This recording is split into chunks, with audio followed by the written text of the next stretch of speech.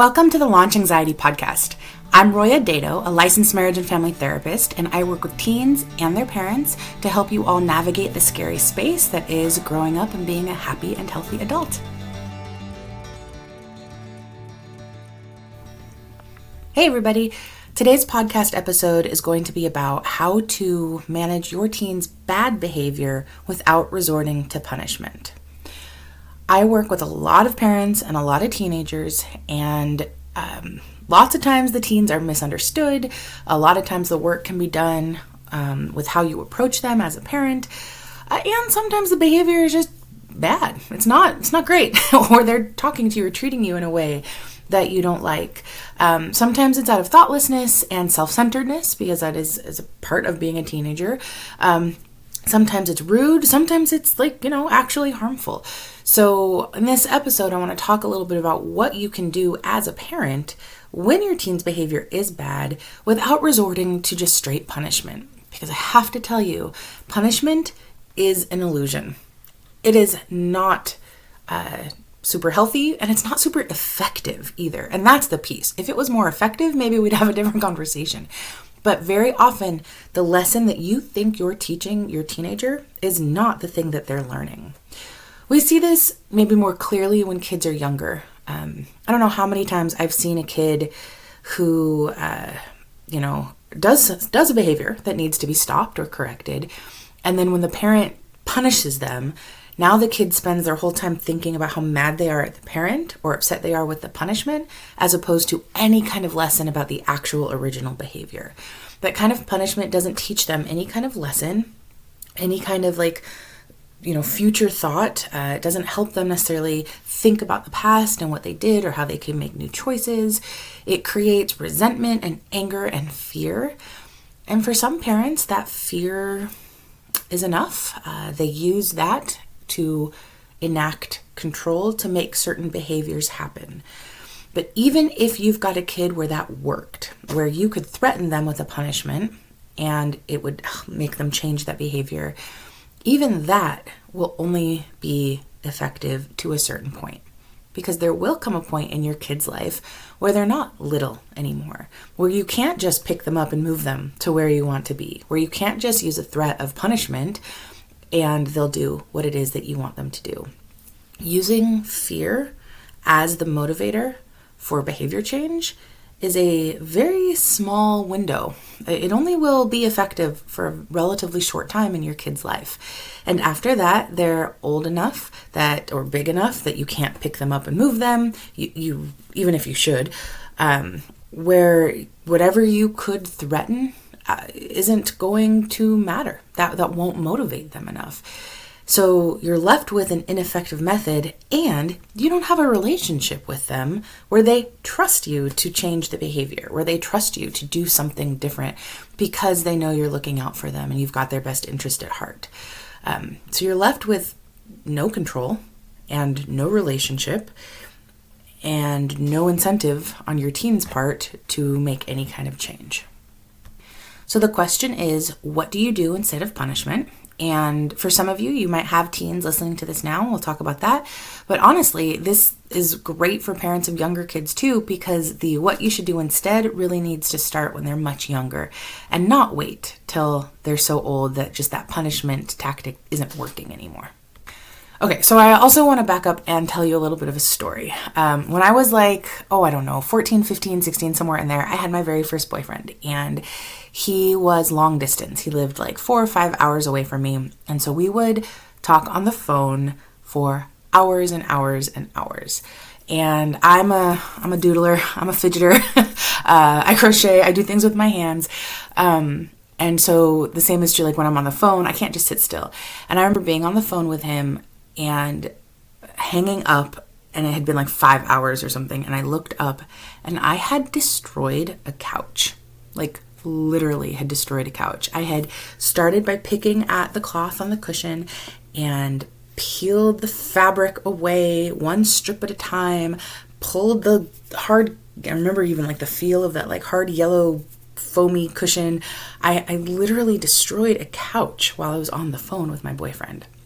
And I didn't do it on purpose. It was relatively thoughtless of me, but I did a lot of that kind of relatively thoughtless stuff. I can't even imagine. I mean, half the conversations I have with my parents now are like me apologizing for being so thoughtless when I was a teenager, because I did a lot of that kind of thing. And sometimes it was half unconscious, like the couch thing. I was zoned out, was talking on the phone to my boyfriend. I destroyed the full couch, by the way, in a matter of hours. And other times it was thoughtless about consequences, but I went into it consciously. Things like at some point I started ripping up the old orange like carpet in my bedroom. I just started ripping it on purpose. I didn't like the color. I started ripping it up. I didn't know it was underneath. I didn't have the skills to do anything with it. I just ripped it up. Luckily, it turns out there was hardwood underneath, and so then I spent the next however many months badly sanding and staining it, only then to take little, those not blocks, but those little like shiny stones that you put in fish tanks. I glued a perimeter of those around the outside of my room with adhesive that doesn't come off easily at all. Therefore, kind of ruining the wood along the edges of the room without asking, by the way, no permission asked. Other times I painted the walls. I drew on them in Sharpie. At some point I remember I got rid of a bed. Like I just put it out on the curb. Oh, that's how the couch came to be. I put the bed out because I wanted a couch in there instead. I did all sorts of very thoughtless things. And some of those thoughtless things involved like property damage and destruction. I covered furniture and things. I cut and dyed hair. I altered clothes. I mean, the list, my friends, it goes on and on. And I think now that I'm a parent about the thoughtless actions of my youth, and I don't remember any kind of punishment from my parents. Now, I'm not saying that they weren't upset, that I didn't cost them money, that they weren't pulling out their hair thinking, what on earth do we do with her? But this kind of thoughtless behavior was a really important insight for them, because it was also how I went into and handled a lot of other kinds of situations as well. And so for them to be able to see how it played out and then see how I handled it, see how I could fix it, have conversations with me about it, where they could teach me things, skills, help me think about the next kind of, next time. All of that was way more important to my well-being and my future than being punished for the couch or the wall or whatever it is. And because of how they handled it, because I wasn't just scared of them, because I wasn't, worried about hiding the things, because I wasn't being sneaky, because I was worried about their punishment, I was able to talk to them. At some points, I'd realize I was in over my head and could ask for help. I was able to hear them when they said, cool, maybe don't do it with a Sharpie, but here's the right kind of paint for the wall next time, things like that. I was able to hear them and learn from them because they focused really hard on keeping that bridge between us open and not just putting a wall up, which unfortunately is exactly what punishment does. Punishment puts a wall between you and your kid. So the first part of meeting your kid's bad behavior, without punishment, is really trying hard to understand the why. That's crucial, understanding the why. Remembering that behavior is communication. And in my case, it might have been communicating a lot of different things, but and it wasn't always directly, necessarily direct communication. I was not necessarily having a feeling that I decided to communicate through painting on my wall or destroying the couch, but it was communicating things to my parents. And if they were open to understanding me better, they were getting that information. So it was communicating things like how I needed to have my hands busy and how creative I was and how I got bored in the same environment for too long and other things like that.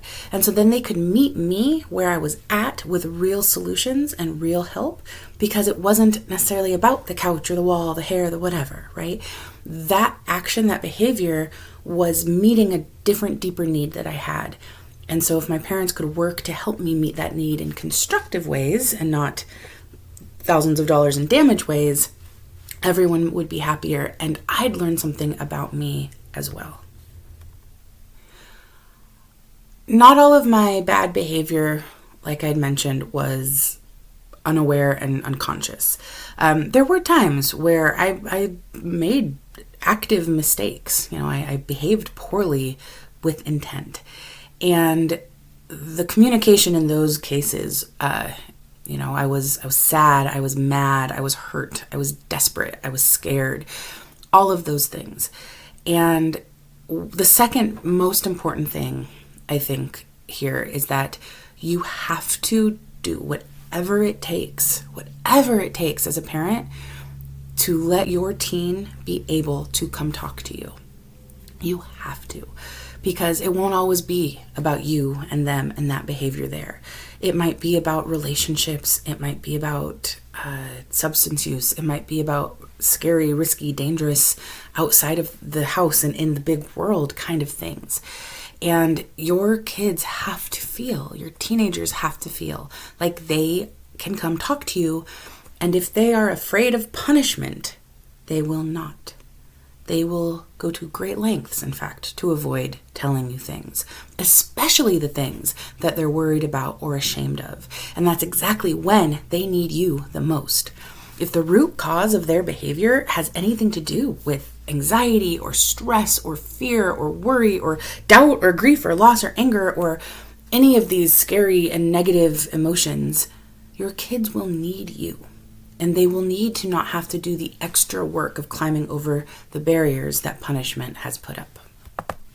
So I don't want anybody watching or listening to this to think that I am advocating for your teens to be able to do things that result in like the destruction of property, for example, and then not have any kind of follow-up. That was not okay of me to destroy a couch, even if I didn't do it maliciously or on purpose. Like, my parents have a right, in their home to expect that their teen is not going to destroy property. That's a perfectly reasonable thing to expect of a, 15-year-old or however old I was. So if your teen's behavior led to a bad, it's okay to address the bad. That's I think, very in line with your expectations of them as a growing person, as someone who's becoming more and more autonomous, as someone who's, experiencing the world in a more and more adult way. Part of what you hope to teach them before they leave your home is how to deal with the consequences of their actions, both the positive ones and the negative ones. And so modeling to them how to kind of pick up those pieces and make something right and move on is really important. And so the third piece here that I hope the nuance comes across is that ownership is not the same thing as a consequence. So when I say don't resort to punishment, I don't mean ignore the outcome completely. If they did something that resulted in damage, whether that's, emotional damage or physical damage, it's okay. It's okay to address it for what it is. It's okay for you to expect members of your home to operate in a way that's harmonious with the other members of your home. And it's okay to set those kinds of expectations. It's also okay to ask your teen to have some sort of ownership over that, to become invested in the well-being of your space and of other people in there. But it's not the same thing as just assigning a punishment after the fact if they did something wrong. So one of the things that we have to back up and really do is to try to facilitate being on the same team as your teenager. So bad thing happened, and sometimes you can't do it right in that moment. Sometimes emotions are too high. The sense of, adrenaline, everything is charged. Emotions are big. Sometimes, and this is why, if you immediately resort to punishment, very often it's in that moment. It's reactionary. It's not thoughtful. So take a second.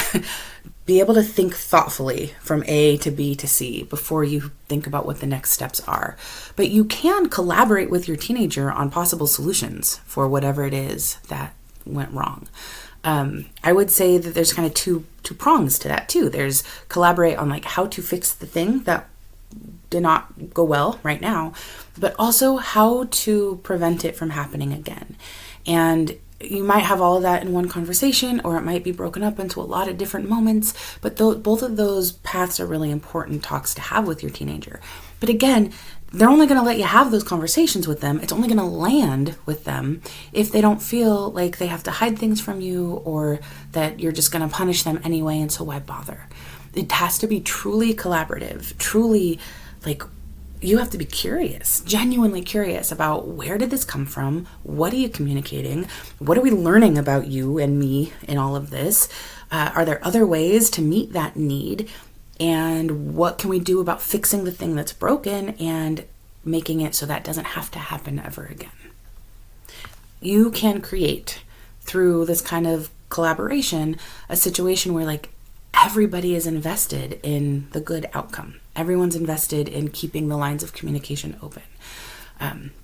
Punishment slams that door. Part of being able to do that is you choosing what evidence about your teenager that you pay attention to. So I'm a narrative therapist, and that means a lot of different things, but one of the big things that it means is that the way that I talk about problems and clients is through kind of a storytelling lens. We all have this story that we tell ourselves about ourselves, and we also have a story that we tell about other people. So like I'm sure you've known people who like, you think of them as, oh, that person's always super anxious, or they might think of themselves like, bad things always happen to me, right? Those are stories, those are narratives, personal narratives about ourselves. And you have to be really conscious about the narrative that you put on your teenager.